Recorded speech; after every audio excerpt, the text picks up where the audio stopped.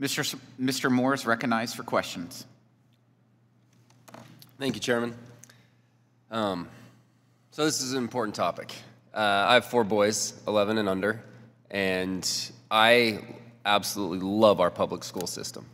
And my wife and I are doubling our efforts to get involved and to do everything that we can to make sure that they're successful. And at the same time, Utah just passed and just went through their own process to do a school choice program. And again, I am choosing to invest and put every ounce of effort into our public schools. We love it. We love it for all the reasons that we've always loved public schools.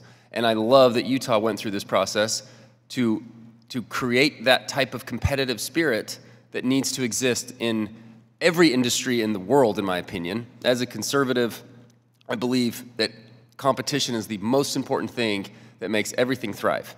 And Ms. Varma, I love your story that was successful for you and for others.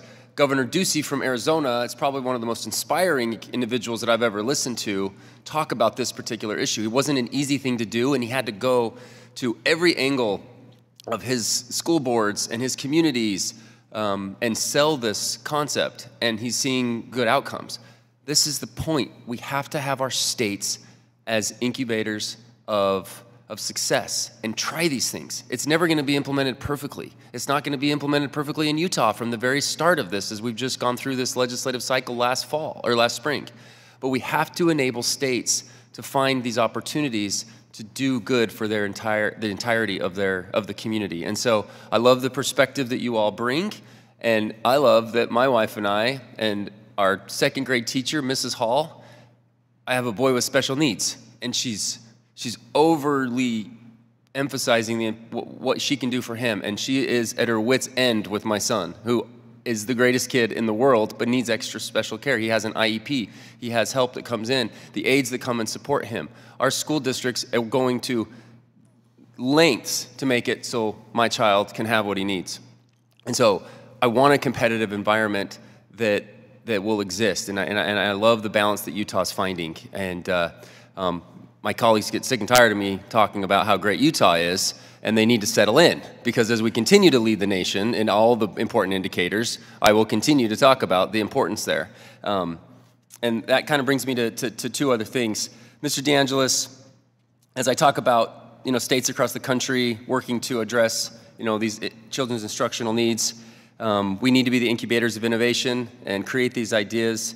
Can you give us any more from your experience and your engagement on this space about making education more affordable that hasn't been discussed yet, and what, if anything, that we can do at the congressional level to support that?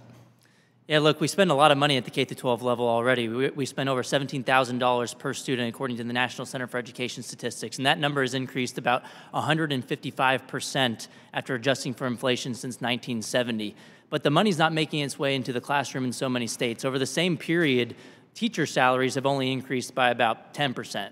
So the money's going towards administrative bloat, staffing surges, because the government school monopoly has no incentive to spend additional dollars wisely unless you allow families to vote with their feet and have that competitive pressure to do a better job. And in fact, 5 studies have found that private and charter school choice competition also leads to higher teacher salaries in the public schools too. So this is a win-win solution. It's not us versus them. It's not private versus public versus charter.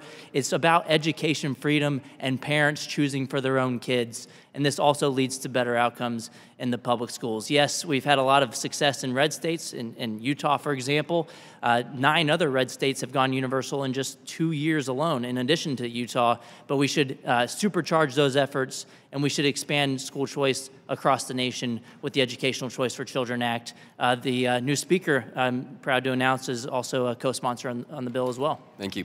Mr. Redmond, one more thing. Utah has a really unique program that they provide tuition assistance, even provide free tuition for juniors and seniors in high school to attend technical colleges. They go get a certification, they learn how to be an EMT, and then they go off into a 4-year degree in a lot of cases. It's a great program. 529 plans don't often cover technical education.